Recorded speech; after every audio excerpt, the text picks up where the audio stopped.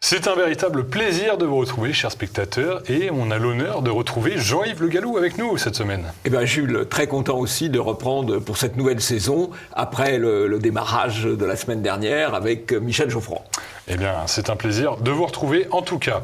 Alors, au sommaire, cette semaine, une image de la semaine encourageante à Belgrade que les médias n'ont pas évoquée, bien sûr. Eh bien, je vous propose de la découvrir avec nous dans cet épisode d'Immédiat. Premier sujet de la semaine, tout d'abord, Macron en Algérie, il fait le paillasson. Alors, si vous écoutez les médias traditionnels, nous avons dégoté un superbe accord sur les livraisons de gaz. Ce déplacement était une réussite diplomatique, mais enfin, les médias vous mentent sur ce déplacement officiel qui était une véritable mascarade et une humiliation pour la France, dirais-je même. On passera ensuite à notre revue de presse habituelle et hebdomadaire avec plein de sujets différents que vous apprécierez, j'en suis sûr. Et enfin, le dernier sujet de la semaine, Hassan Iqiyoussem, cet imam dont vous avez tous entendu parler cet été, est devenu une obligation de quitter le territoire français raté dont les médias raffolent. On va revenir sur cette histoire complexe qui est devenue un véritable fiasco médiatique mais aussi politique. Dans cet épisode 408e d'Immédiat avec Jean-Yves Le Gallou. C'est parti.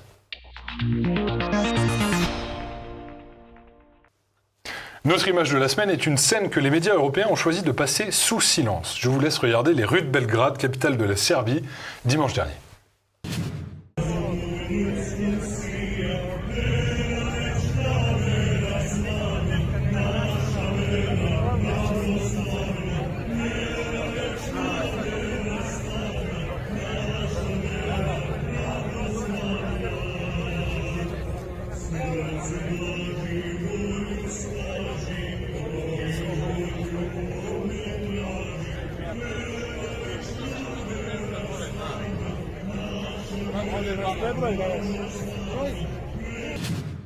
Alors, ce que vous venez de voir est une immense manifestation populaire contre l'organisation à Belgrade de l'Europride, qui est un festival LGBT annuel organisé chaque année dans une ville d'Europe différente, Jean-Yves.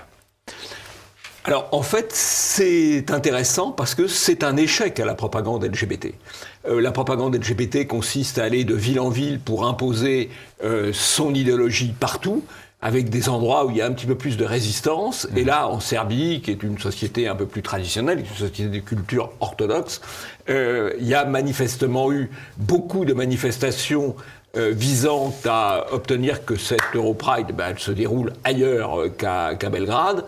Et c'est un succès, puisqu'effectivement, elle a été annulée, reportée, sinon annulée. Ça mérite d'être signalé, ça prouve qu'au fond, il n'y a pas un sens de l'histoire, il n'y a pas de fatalité. Il peut y avoir des coups d'arrêt donnés à une propagande de plus en plus insupportable, il faut bien le dire. Alors, ce qui est intéressant quand même de voir aussi, c'est dans la manière dont ça a été évoqué. On a notamment un article de Challenge qui reprend une dépêche de Reuters, mais qui change le vocabulaire. Reuters parle de right-wing, elle droite, et Challenge traduit extrême droite, évidemment, pour être diabolisant. Donc vous voyez, la novlangue, c'est même pour ce qui est traduit. Même on pourrait penser que la novlangue, quand on crée un produit, on emploie le langage qu'on veut, finalement. Mais là, on biaise une traduction. De l'anglais au français. De l'anglais au français. C'est quand même fascinant, justement. Il y a une mention de l'extrême droite dans la dépêche de Reuters. On appelle ça far right en anglais. Et bien là, il y en a 3, voire même 4 dans cet article de Challenge. Alors, on a droit aux militants d'extrême droite hostiles à l'organisation, des hooligans d'extrême droite et également des slogans d'extrême droite. Alors là, c'est le pactole complet, cette traduction absolument honteuse et malhonnête. Comme vous dites, c'est une sorte peut-être de petite victoire contre les dictats européens et progressistes, finalement. Absolument, c'est une petite victoire contre l'idéologie progressiste, contre l'idéologie arc-en-ciel qui finit par tout envahir. Et il y a quand même des lieux de résistance. Voilà. Alors, il y a aussi quelque chose que j'ai noté dans cette affaire, c'est une sorte de diabolisation constante de la Serbie et des Serbes de manière générale dans les médias. Je ne sais pas si vous avez remarqué ça, mais en tout cas, à chaque fois qu'on entend parler de la Serbie dans l'actualité, c'est pour des choses à connotation négative, et généralement on n'entend pas parler de la Serbie dans les médias. Par exemple, dans cet article du Monde, suite à l'annonce de cette annulation de l'Europride, eh bien, on nous dit que la Serbie est l'un des rares pays à avoir une première ministre ouvertement homosexuelle, mais malgré cela, les membres de la communauté LGBT y vivent toujours dans la peur. Pour source, eh bien, ils ont une étude de Ideas and Glick, deux instituts de sondage humanistes, selon lesquels eh bien, il y a près de 60% des membres de la communauté LGBT serbe qui a signalé des abus physiques ou émotionnels, selon un sondage.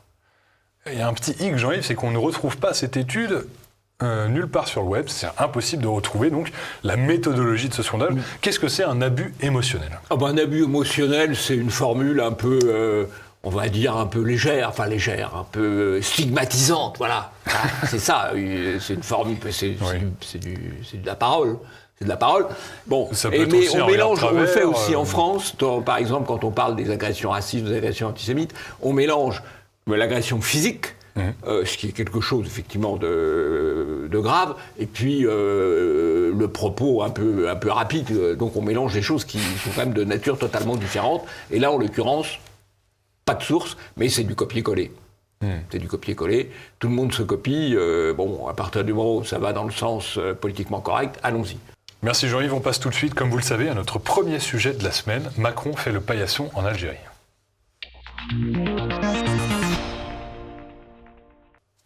Emmanuel Macron s'est déplacé en Algérie du jeudi 25 au samedi 27 août afin de rapprocher les deux pays après une querelle diplomatique mémorielle intense de ces derniers mois.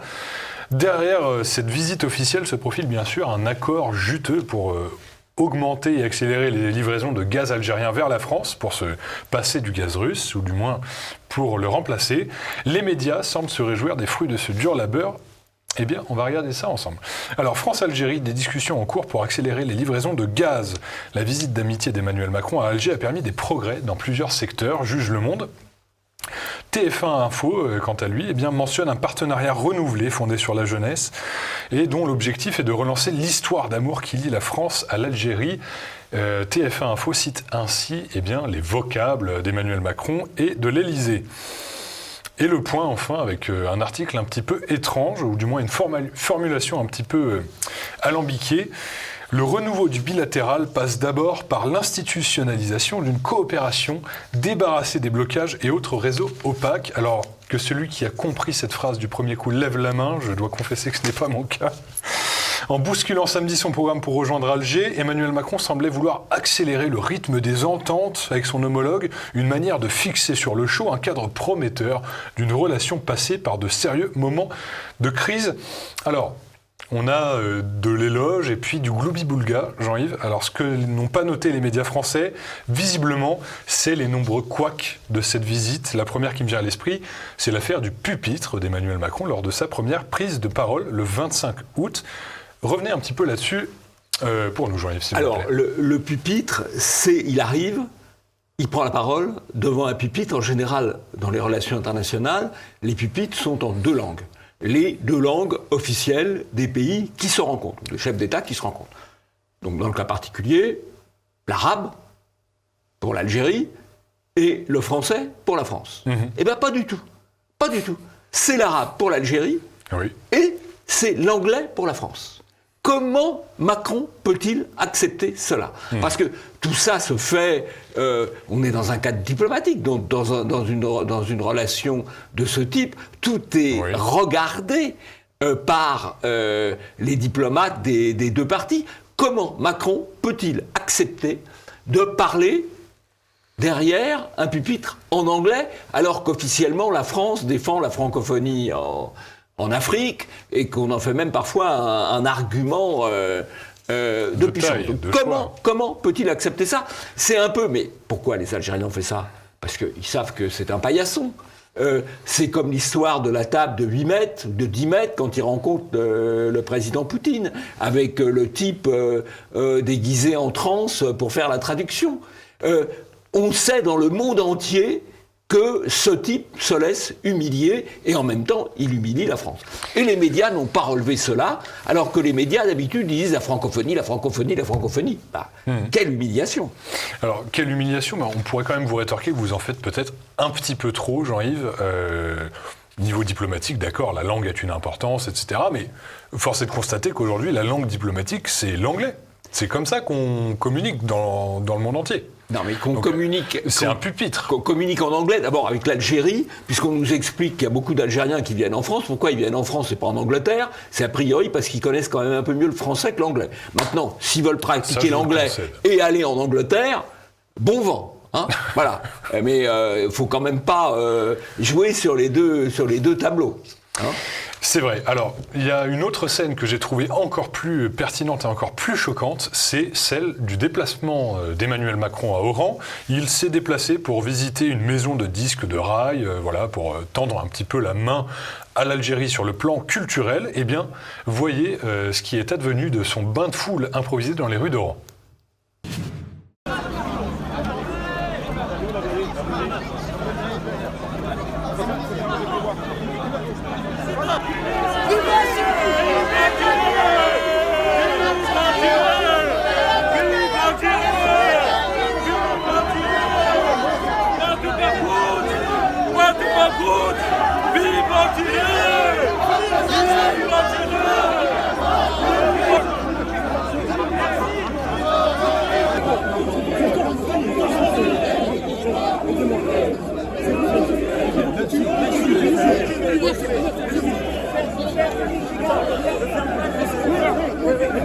Merci.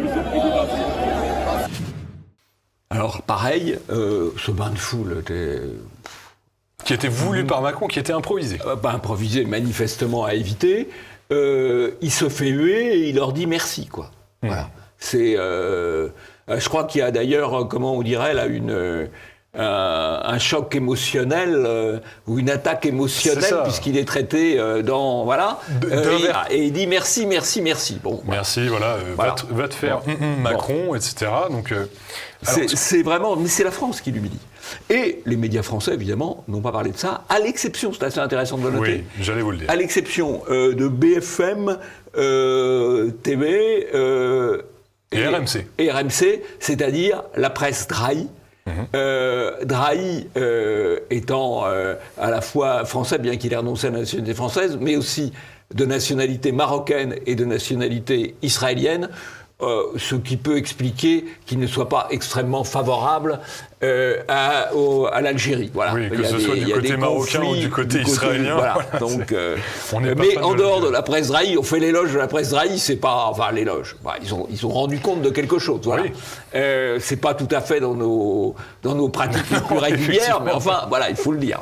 Et alors, on va rester sur la forme, Jean-Yves, on n'en a pas fini avec ce déplacement. La forme, vous l'avez dit, ça revêt une importance toute particulière dans des déplacements diplomatiques et publics comme celui-ci. Alors, que dire maintenant du départ d'Emmanuel Macron? On le voit notamment partir accompagné de son homologue, donc Monsieur Tebboune, le président de l'Algérie, avec une jolie musique en fond quand même. Oui, alors c'est le chant patriotique du FLN. Là aussi, c'est un message aimable donné par les Algériens. Et puis on enchaîne, une fois qu'il est parti dans l'avion, on croit que ça y est, les humiliations sont terminées. Ben non, on le fait raccompagner par plusieurs Sukhoi, donc des avions russes, ce qui est quand même là aussi un pied de nez, à Macron. Donc vraiment, c'est l'humiliation du début jusqu'à la fin. Voilà. Et pour quel résultat? Je crois que la télévision algérienne a son point de vue qui est un peu différent de la télévision française. Exactement. Propagande contre propagande peut-être. Vous me tendez la perche, donc je lance tout de suite l'extrait. Mais force est de constater qu'Emmanuel Macron et son ministre retourneront à Paris les mains vides, car aucun accord ni contrat n'aura été signé entre les deux parties au terme de cette visite, qu'il s'agisse d'énergie, d'investissement ou de commerce direct de biens et services. La donne économique algérienne devient donc une équation plutôt insoluble pour la France, dont les entreprises sont de moins en moins compétitives et ont du mal à s'adapter au changement de paradigme sur le plan macroéconomique Talonnée de très près par des concurrents asiatiques et européens, la France perd du terrain. En 2020, le pays ne captait que 10% de part de marché en Algérie. Donc ça, c'est un extrait de TV3. Oui. La troisième, c'est un petit peu le France 3 algérien finalement. C'est une chaîne du service public algérien. Donc forcément, on le voit quand même, un parti pris assez prononcé pour le gouvernement algérien et un petit peu vindicatif et on va dire qui titille un petit peu la France dans ce reportage. Oui, assez méprisant, effectivement. Ce qu'il faut en retenir, c'est qu'il n'y a pas eu d'accord sur le gaz. D'ailleurs, c'est pas évident, puisque c'est du gaz qu'il faudrait liquéfier et transporter par méthanier, donc c'est pas si simple que ça. Pas d'accord sur le gaz. Alors le seul accord, c'est quand même 8000 visas supplémentaires pour des étudiants algériens en France. C'est évident qu'on a vraiment besoin de 8000 étudiants algériens supplémentaires. Donc c'est à peu près le seul résultat de ce voyage, c'est-à-dire une série d'humiliations et 8000 visas étudiants supplémentaires. Bah, écoutez, Que dire ça ne semble pas être, en tout cas, c'est un petit peu ambivalent. Par exemple, l'histoire des avions russes et la musique du FLN, on a l'impression qu'il part en grande pompe avec le soutien, etc. Mais il y a des petits messages qui ne sont pas relevés par les médias. On se dit, est-ce qu'il n'y aurait pas finalement une humiliation derrière, un message diplomatique un petit peu subliminal? Et enfin, je vous propose de conclure avec ce sujet, avec Michel Onfray qui s'est exprimé à ce sujet, justement, sur CNews. On regarde. C'est-à-dire, on sait très bien que ce pays nous déteste depuis 1962 et qu'il nous explique que son impéritie depuis 1962, c'est de notre faute. C'est-à-dire qu'ils n'ont rien fait de leur révolution. Si, ils ont voilé les femmes, ils se sont effondrés intellectuellement. Enfin, c'est Simone de Beauvoir qui le dit en 1972, dans Tout compte fait. Je suis désolé, moi j'ai vu un peu la mafia là-bas. Et si ça se passe pas bien en Algérie, pauvre peuple algérien, et vive le peuple algérien, mais si ça se passe mal, c'est parce qu'il y a une mafia. Et cette mafia, on s'en va lui demander pardon, lui proposer nos excuses. Intéressant quand même ce qu'il dit Michel Onfray. Selon lui, on continue de courir après une mafia pour lui présenter des excuses en échange d'humiliation. En fait, la mafia qui gouverne l'Algérie depuis 60 ans, la mafia militaire en fait qui gouverne l'Algérie depuis 60 ans, utilise la rente post-coloniale pour justifier tous ses échecs. Oui. Voilà. Je crois qu'on peut noter que Singapour a trouvé son indépendance en même temps que l'Algérie. Vous regardez l'état de Singapour aujourd'hui, vous regardez l'état d'Algérie aujourd'hui, vous voyez la différence. Oui. C'est pas les mêmes hommes, c'est pas le même type de pouvoir. C'est vrai. Voilà. C'est pas le même Mais type d'économie florissante. à Singapour, on passe pas son temps à dire gna gna gna, c'est à cause des Anglais. Non, pas du tout. On s'est retroussé les manches. Merci Jean-Yves, je pense que c'est le mot de la fin pour ce sujet. On passe tout de suite à notre revue de presse. Restez avec nous parce qu'on a des sujets assez croustillants cette semaine.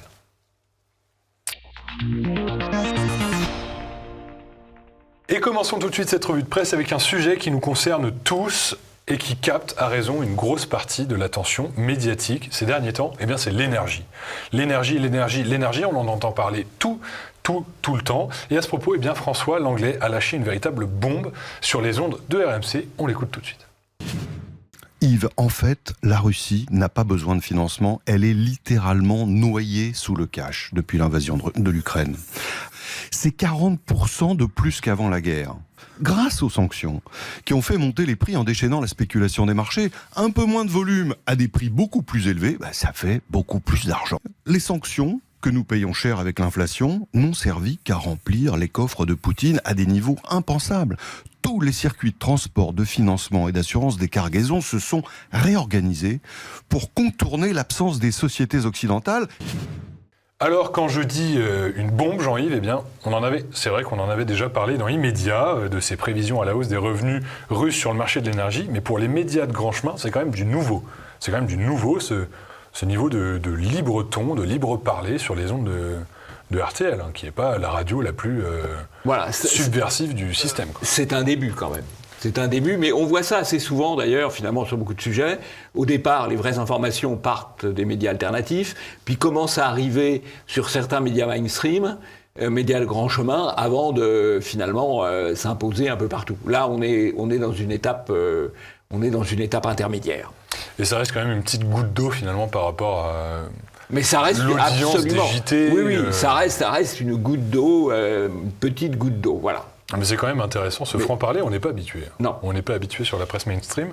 Alors, ce qui aurait également dû provoquer des remous, c'est la prise de parole du PDG d'EDF, Jean-Bernard Lévy, à cette rentrée du MEDEF, dont on a un petit peu parlé, lorsqu'il met en cause le rôle du gouvernement dans la pénurie d'énergie qu'on est en train de vivre, et finalement la fermeture de ces réacteurs nucléaires dont on manque objectivement aujourd'hui dans ce contexte de crise énergétique. Eh bien, on regarde ça tout de suite. Là, ce qui nous manque aujourd'hui, c'est l'exécution dans les chantiers. On a beaucoup de chantiers à gérer en parallèle, et donc d'une certaine manière, on manque de bras. On manque de bras parce qu'on n'a pas assez d'équipes formées, et on sait que, notamment, un soudeur, un tuyauteur, il faut 2 ou 3 ans pour les former. Et pourquoi on n'a pas assez d'équipes formées ? Eh bien parce qu'on nous a dit, non, votre parc nucléaire, il va décliner. S'il vous plaît, préparez-vous à fermer des centrales. On a d'ailleurs déjà fermé les 2 premières. Et on nous a dit, et d'ailleurs, ce sont encore les textes en vigueur au moment où on se parle, on nous a dit, préparez-vous à fermer les 12 suivantes. Alors nous, évidemment, avec la filière, on s'est dit, on fait quoi ? Évidemment, on n'a pas embauché des gens pour en construire 12, on a embauché des gens pour en fermer 12. Ce qui est complètement hallucinant, Jean-Yves, c'est qu'aucun média ne revient sur ces déclarations. Jean-Yves, aucun, absolument aucun. Ça a été diffusé, bien sûr, en direct par BFM TV, mais par la suite, c'est pianissimo. On n'entend plus parler de Jean-Bernard Lévy, mis à part, bien sûr, dans Putsch Média, mais qui est un média alternatif. Alors, c'est ce que dit Jean-Bernard Lévy est extrêmement puissant, puisqu'il dit, oui, on va manquer d'électricité parce qu'on a fermé des centrales nucléaires, parce qu'on a annoncé qu'on allait fermer d'autres centrales nucléaires, et qu'à partir de ce moment-là, EDF a un peu remplacé les équipes qui étaient chargées de les entretenir. Et puis, on ne va pas faire de grosses dépenses d'entretien pour des centrales qu'on va fermer. Et donc, on a sacrifié l'entretien, on a fermé 2 centrales, les deux tranches de Fessenheim. Et s'il y a un problème de coupure d'électricité cet hiver, eh bien, ce ne sera pas la faute au méchant Poutine, ça sera la faute aux décisions gouvernementales, d'abord qui ont pris des mesures de coercition économique vis-à-vis de la Russie, qui finalement bénéficient à la Russie, comme l'a expliqué l'anglais, et qui ont pris des mesures totalement irresponsables en matière de production d'énergie, en démantelant ou en commençant à démanteler la filière nucléaire. On ne sait pas, on sait plus à quel niveau d'incompétence ça se situe, quoi. Mais les médias n'en parlent jamais. Là-haut, quoi. Les médias n'en parlent jamais. Ça, c'est passé. C'est la faute à pas de chance, c'est la faute au méchant Poutine, ou c'est. Mais c'est un concours de circonstances. C'est un concours de circonstances dramatiques. Voilà. Bon, bref. Alors, une chose intéressante. Évidemment, Jean-Bernard Lévy. Il était nommé par le gouvernement, donc il a fait la politique du gouvernement. Oui, et puis voilà, PDG d'EDF, on a quand même... c'est nationalisé, donc ça répond... il avait pas beaucoup... Là, il reprend des libertés, puisqu'il arrive au moment de la retraite, donc il peut reprendre un petit peu de liberté. Bon courage quand même pour son successeur. Hein. Bon courage pour son successeur. Qui devra gérer cette crise et en même temps gérer les ordres du gouvernement Macron, finalement. Quoi qu'il en soit, il y a simplement une chose, c'est que Jean-Bernard Lévy, finalement, le grand public ne connaissait pas Jean-Bernard Lévy. Le grand public ne connaît pas le PDG d'EDF ou le PDG d'Orange, etc. Et là, on en entend parler de manière concomitante avec cette prise de parole dans les jours d'avant et les jours d'après. Tout d'abord, on invite Elisabeth Wargon sur le plateau de Quotidien, qui est, vous savez, c'est l'infotainment, le divertissement de l'information, qui nous explique que la déliquescence du nucléaire français, c'est la faute d'EDF. Et puis, on a un petit reportage assez amusant de Quotidien sur qui va remplacer Jean-Bernard Lévy. Donc finalement, si je résume, on n'entend pas ce que dit Jean-Bernard Lévy quand il prend la parole sur le MEDEF et sur le gouvernement. On n'entend pas parler de Jean-Bernard Lévy parce que personne ne sait qui c'est. Par contre, quand il est temps de le remplacer et de lui remettre la faute sur le dos, là, on sait qui est Jean-Bernard Lévy. Il est bien identifié par une émission de grosse diffusion.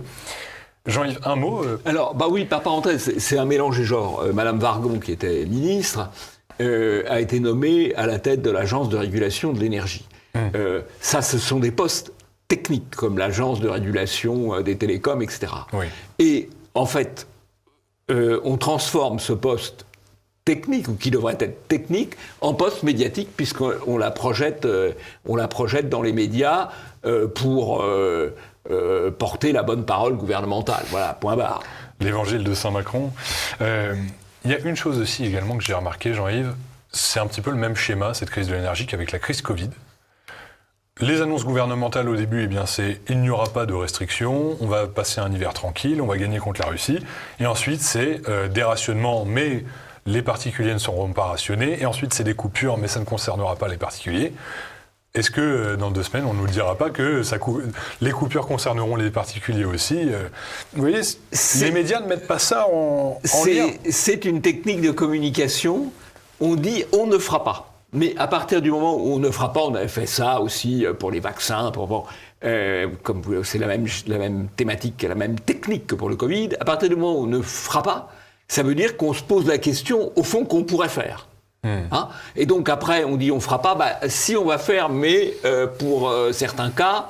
Et puis après, une fois que la porte est ouverte, le pied est dans la porte. Et ça y est, le piège se referme. Tout y passe, le piège se referme. Alors, une nouvelle internationale maintenant, Jean-Yves. Donald Trump est dans le collimateur d'un tribunal géorgien pour tentative de fraude électorale. Alors, vous avez bien entendu, après le raid du FBI dans sa villa Mar-a-Lago à Palm Beach, en Floride, l'establishment américain, comme on l'appelle, ne recule devant rien pour discréditer absolument l'ancien président avant une éventuelle candidature en 2024. Pourquoi pas ? Alors, je vous lis un article du Point. Une enquête dans l'État de Géorgie pourrait être fatale à Trump.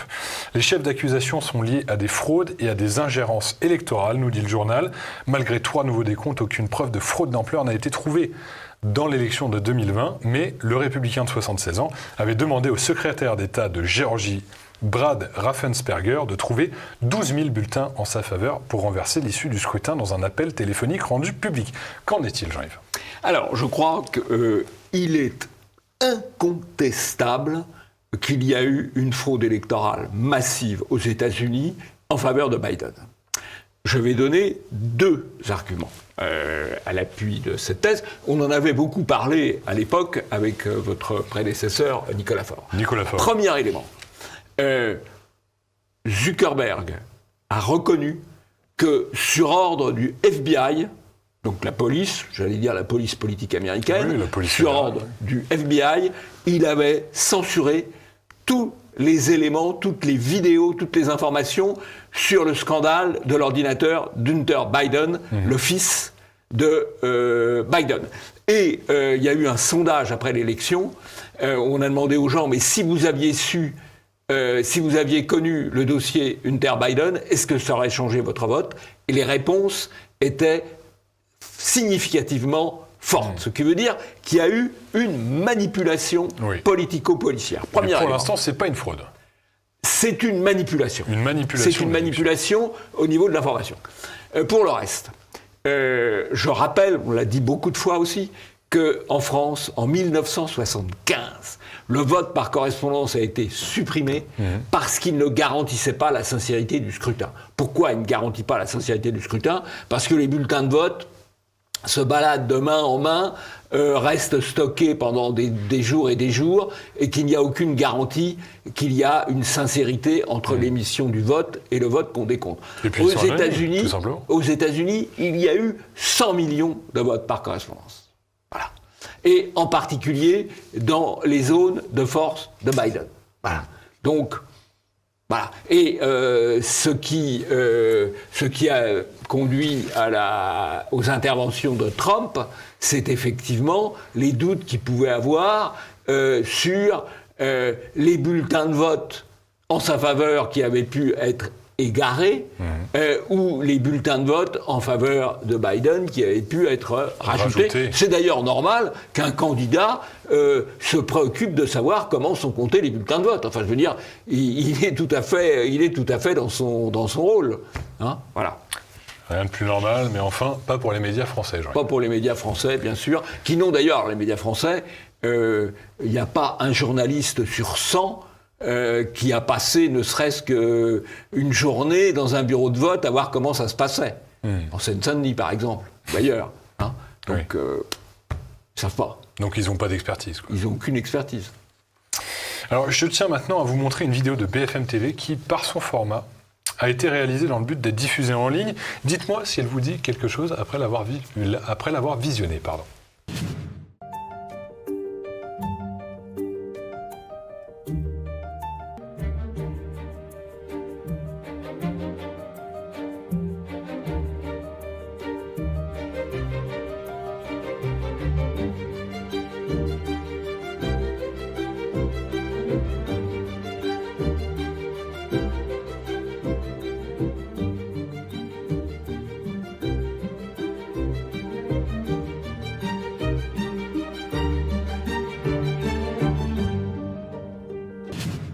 Eh bien oui, BFM TV a quasiment plagié la vidéo de Loopsider que nous vous avons montrée la semaine dernière. C'est assez curieux, Jean-Yves. Oui, alors il y a tout. Il y a le même message. Elle a provoqué un incendie à 3 ans. C'est vraiment l'élément biographique le plus pertinent qui soit. Pertinent, bien sûr. Il y a les mêmes éléments de langage. Et puis, il y a la technique de la contre-plongée. Qui donne quand même une image plutôt défavorable. Voilà, tout y est. La musique est un peu moins angoissante que celle qu'on avait entendue la semaine dernière, mais bon, voilà, tout y est, quoi. Et donc, on matraque. Et ça, c'est extraordinaire, parce que en France, les Français ont la possibilité de se faire plus ou moins leurs opinions sur certains sujets, mais dès que quelque chose se passe en dehors de France, alors là, on les matraque sur les gentils, les méchants. Oui. Le méchant, c'est difficile à le vérifier. méchant Poutine, le méchant Trump, la méchante Mélanie maintenant qui rentre dans la catégorie des méchantes. Voilà. Le panthéon des fascistes internationaux. Voilà, ça fait peur. Et enfin, un grand exemple de ces nombreux moments où les journaux ont eu la mémoire courte. Eh bien, pas plus tard que cette semaine, Jean-Yves. L'accueil des élèves handicapés demeure insuffisant, alerte la Défenseure des droits. Un rapport de la Défenseure des droits pointe l'insuffisance de l'accompagnement des élèves porteurs de handicap à l'école. Manque de moyens, d'agents dédiés, de formation, les problèmes sont nombreux, nous dit un article du Parisien. Alors, où est-ce que j'ai l'impression d'avoir déjà entendu ça quelque part? Oui, vous avez déjà entendu ça quelque part. Quand Éric Zemmour, en campagne présidentielle, en janvier dernier, avait répondu à une enseignante qui lui avait dit « mais ça pose vraiment beaucoup de difficultés pour certains élèves ». L'inclusion dans les classes, et Zemmour avait mis en cause, au fond, l'idéologie inclusive, et là, on nous dit, bah oui, c'est peut-être pas forcément la bonne solution. Mais ça n'a pas empêché que Zemmour soit diabolisé au mois de janvier. On explique dans le Parisien qu'il suscitait la polémique, et on a expliqué sur TF1 ou France 2 qu'il avait tenu des propos scandaleux sur les enfants handicapés. Il se contentait de poser un vrai problème, ce qui a fini par être reconnu, mais ça a été quand même une petite opération de diabolisation dont on découvre 6 ou 8 mois plus tard qu'en fait c'était simplement une opération qui consistait à regarder le réel tel qu'il est et non pas tel qu'il est rêvé. Et pour en finir avec cette revue de presse, un sujet un petit peu plus léger, celui des comptes parodiques de personnalités de gauche sur Twitter. Un phénomène qui a pris beaucoup d'ampleur avec les élections législatives et qui cartonne sur les réseaux sociaux au point de produire des articles de presse au nom de ce phénomène maintenant. Sandrine Rousseau, Louis Boyard, Aymeric Caron, mais aussi l'AFP, ils sont nombreux à être caricaturés sans merci par les internautes pour leur plus grand déplaisir, Jean-Yves. Oui, alors c'est la rigolosphère, alors avec à mon avis deux... C'est votre invention ce terme? Non, je l'ai repris sur les réseaux sociaux, c'est la rigolosphère, avec deux comptes parodiques tout à fait remarquables, Sardine Ruisseau, et puis l'agence France Presque. C'est une formule qu'on a beaucoup utilisée ici. Et évidemment, c'est l'arme du rire. C'est l'arme du rire contre l'idéologie dominante. Et ça déplaît effectivement aux dominants. Alors il y a un très bel échange, on ne peut pas le passer parce que c'est protégé par les droits, mais entre Barthès et Sardine Ruisseau. Barthès lui dit, mais enfin, on rit chacun à sa façon.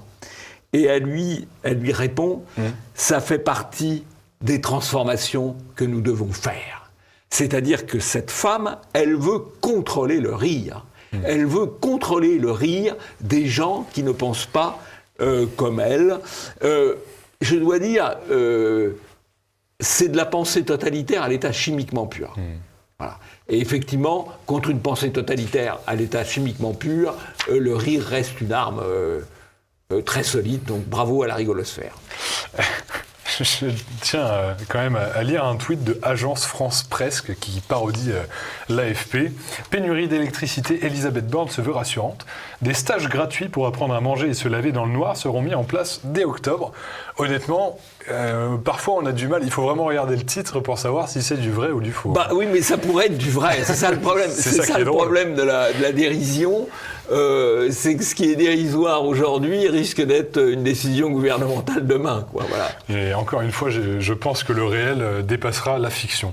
Alors j'avais dit qu'on en avait fini avec cette revue de presse, mais j'ai presque oublié un moment de télévision décoiffant, si je puis dire, cette semaine. L'invitation de Thierry Mariani par LCI qui s'exprimait au sujet de l'Ukraine. On en regarde un rapide extrait tout de suite. Quand j'entends dire, par exemple, certains députés européens proches de M. Macron, on partage les mêmes valeurs. Alors, en 3 minutes, en 1 minute, même pas. Opposition, elle est en prison ou elle est exilée. Corruption, c'est l'un des pays les plus corrompus aujourd'hui d'Europe. Remise en place de tous les symboles qui ont fait l'équipe Bandera et qui collaboraient avec les nazis.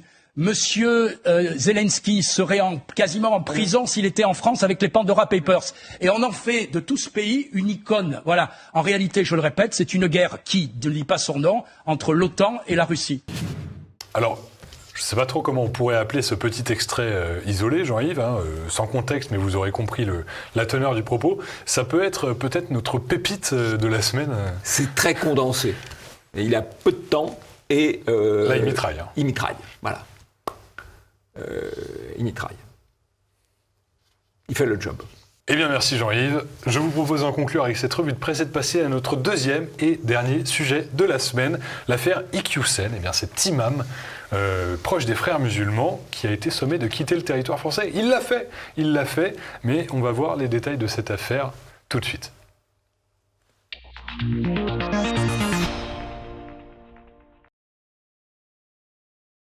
Jean-Yves, vous avez certainement suivi le feuilleton gouvernemental de ce mois d'août, le combat inlassable et acharné de Gérald Darmanin contre l'imam antisémite et sexiste Hassan Iqiyoussen. Si seulement c'était le seul.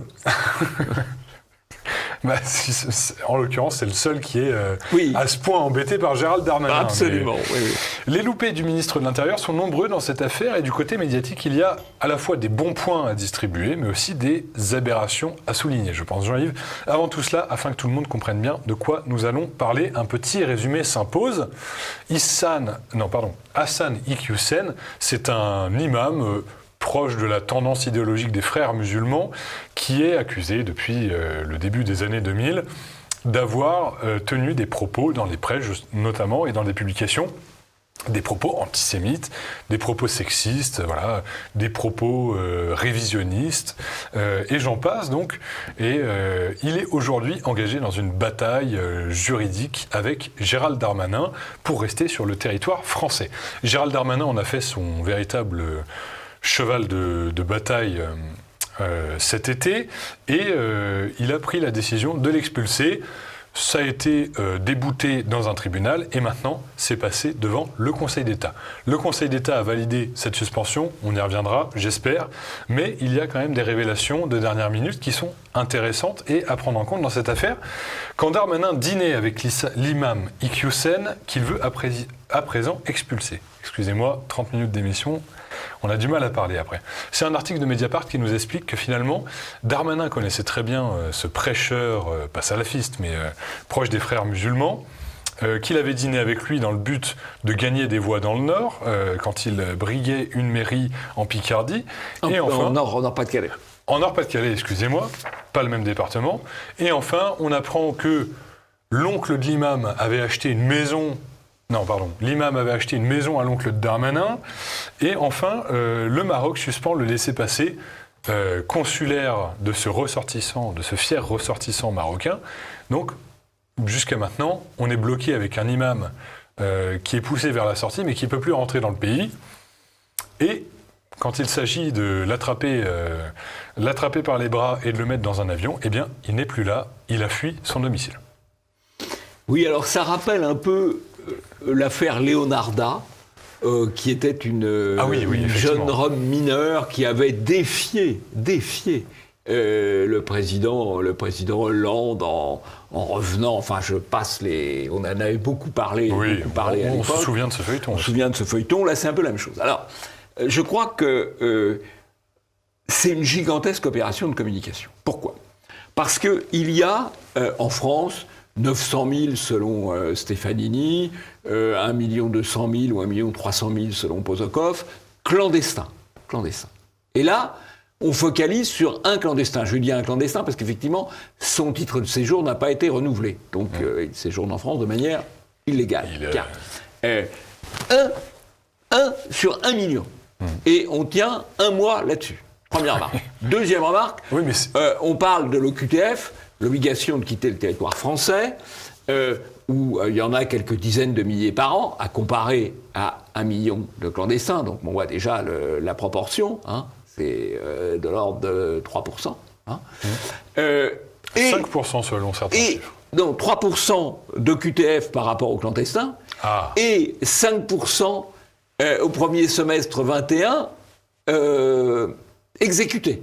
Donc on voit très bien qu'on a des chiffres d'expulsion, de mise en œuvre des OQTF de l'ordre de 10 000 personnes pour 1 million de clandestins, c'est-à-dire 1%. C'est la goutte d'eau de la goutte d'eau. Mais on a tenu pendant 1 mois en haleine l'opinion avec cette affaire. C'est une formidable affaire de communication. Et la gauche, d'ailleurs, a dit « Mais le gouvernement est très ferme et très dur avec l'immigration. Regardez l'imam Iqiyoussen. 1 sur 1 million. » Est-ce qu'on pourrait vous rétorquer quand même, Jean-Yves, deuxième fois que j'utilise cette formulation, décidément, je me fais l'avocat du diable cette semaine.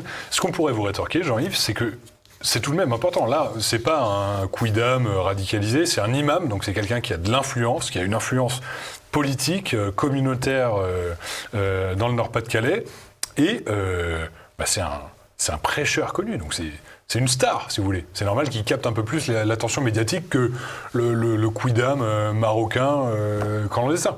Oui, c'est vrai.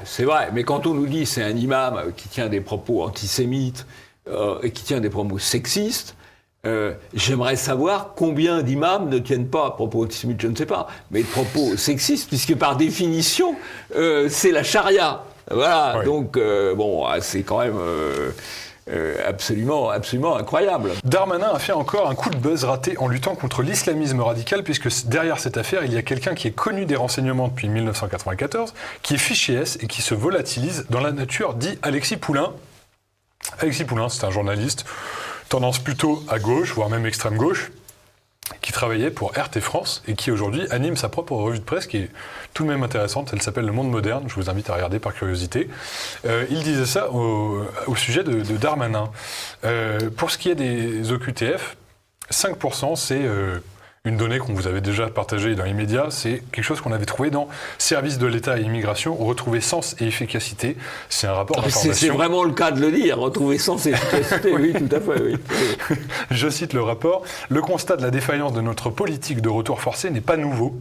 Seuls 5,7% des OQTF, donc obligation de quitter le territoire français, étaient exécutés au premier semestre 2021. C'est un rapport d'information de la Commission des lois, qu'on ne vienne pas nous dire que nos sources ne sont pas solides. Et enfin, Jean-Yves, on n'a pas parlé de ce petit reportage absolument malhonnête, et c'est à ça que je faisais référence en introduction lorsque je disais qu'il y avait des aberrations à le souligner. C'est le reportage de Paul Laroux-Turoux. On en avait déjà parlé, on en reparlera. C'est un bon client du média. Bon client, on regarde ça tout de suite. Et là, avec Alexis, on a rencontré les voisins qui, de façon unanime, on en a sélectionné quelques-uns, une vingtaine de personnes, tout le monde l'adore sur place et beaucoup parlent d'acharnement. On leur donne la parole. J'ai l'impression que c'est un peu de la haine gratuitement, là, ce qui se passe. C'est en prendre un pour faire comprendre au reste. Il a sa vie ici, il a ses enfants, il a ses petits-enfants, il a sa femme, il a sa maison, il a une vie en France. Donc, il n'y a rien qui vous choque dans ce qu'il a pu dire par le passé ? Chacun a sa façon de penser. J'ai pas de choses négatives à dire envers cette famille. Moi, j'ai mal au cœur pour sa femme, ses enfants, ses petits-enfants, parce qu'ils ont l'âge de comprendre, les petits-enfants. Paul Larouturou, c'est déjà la personne qui avait instrumentalisé, vous savez, ce réfugié justement sur les ondes de LCI, qui lui avait fait poser des questions à Éric Zemmour. Vous vous rappelez comment vous vous sentez maintenant que vous savez qu'Éric Zemmour veut vous expulser et des choses comme ça. Et là, il a récidivé. Oui. Il a même surpassé, là, c'est son chef-d'œuvre. Là, il est dans le micro-trottoir. Où il fait parler des gens qui expliquent que c'est un type formidable, c'est le coup du voisin, c'est un type très gentil, voilà. Alors, il y a deux biais dans le micro-trottoir. Alors, quels sont-ils ? D'abord, on choisit les gens, on fait parler beaucoup de gens, et on choisit ceux qu'on veut, déjà. Bon. Il est d'ailleurs possible que dans le contexte, il n'y ait pas beaucoup de gens qui, habitant dans le quartier de l'imam Iqiyoussen, aient envie ou la possibilité de tenir des propos critiques à son endroit. Surtout dans la presse. À visage découvert. Donc, bon, voilà, le micro-trottoir, c'est vraiment... on fait dire ce qu'on veut. On a une thèse à défendre, on fait parler des gens, et on retient ceux qui disent ce qu'on voudrait qu'ils disent. Alors, l'argument, il est quand même... beaucoup dans le pathos. Hein, on insiste, sa famille, etc. Alors c'est assez... ça me fait de la peine pour ces petits-enfants. Ça me fait de la peine pour les petits-enfants. Et alors ça, c'est un élément, effectivement, qui est intéressant, parce que, on va dire, le Conseil d'État a donné raison à Darmanin. Mais quand vous lisez la décision du Conseil d'État, qui a été analysée par Maître Gentillet, dans un thread assez long sur Twitter, on voit... qu'ils accordent l'expulsion, mais du bout des lèvres. Notamment parce qu'il n'a pas d'enfant mineur sur le territoire français. Il aura un enfant mineur, on leur dit, il reste.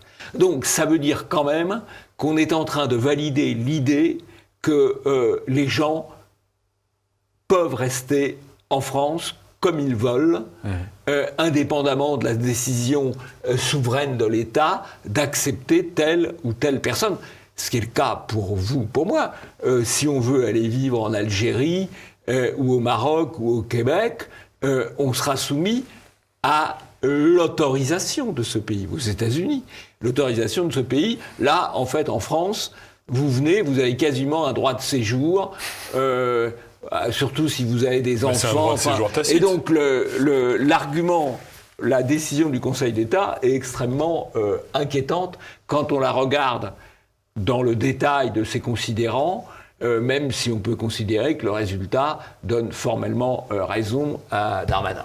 C'est une véritable pente glissante. En tout cas, Iqiyoussen s'est enfui, probablement en Belgique. Je dirais... On a atteint l'objectif, finalement. Oui, sauf qu'il va revenir quand il voudra, voilà, comme il est parti. Oui, absolument. Un échec de communication pour Darmanin, mais une réussite pour cette OQTF qui vient peut-être... Je ne suis pas sûr que ce soit un échec de communication, parce qu'il donne l'impression de vouloir en faire beaucoup, quoi. Non, je ne suis pas sûr que ce soit un échec de communication. Comme tous les ministres de l'Intérieur. Ça fait 40 ans que les ministres de l'Intérieur font du cinéma, en prenant souvent des cas particuliers. Le premier qui avait été excellent dans le domaine, c'est Pasqua qui avait voulu expulser 101 Maliens. 101 Maliens, pourquoi 101 ? Comme les 101 Dalmatiens. Et donc ça avait fait un buzz terrible. Ils sont toujours là, hein. Leurs enfants, leurs petits-enfants sont toujours là. Donc c'est pas nouveau. Ouais, c'est pas nouveau. Merci Jean-Yves. En tout cas, on peut dire que Paul Larouturou s'est vraiment dépassé avec ce reportage. Jean-Yves, avez-vous un coup de chapeau cette semaine ? Oui, j'ai un coup de chapeau pour Présent, qui renaît, le journal Présent qui renaît, qui revit, non plus sous forme quotidienne, mais sous forme hebdomadaire. Je crois qu'il faut leur souhaiter le plus grand succès possible dans cette nouvelle formule. Eh bien, bon vent, et puis merde à Présent. Jean-Yves, on se dit en tout cas à la semaine prochaine. Merci beaucoup, c'était un plaisir de vous retrouver sur ce plateau. Et en tout cas, merci à vous tous, chers spectateurs. Continuez d'aimer, commenter et partager ces vidéos comme à votre habitude. Et puis, on se retrouve la semaine prochaine.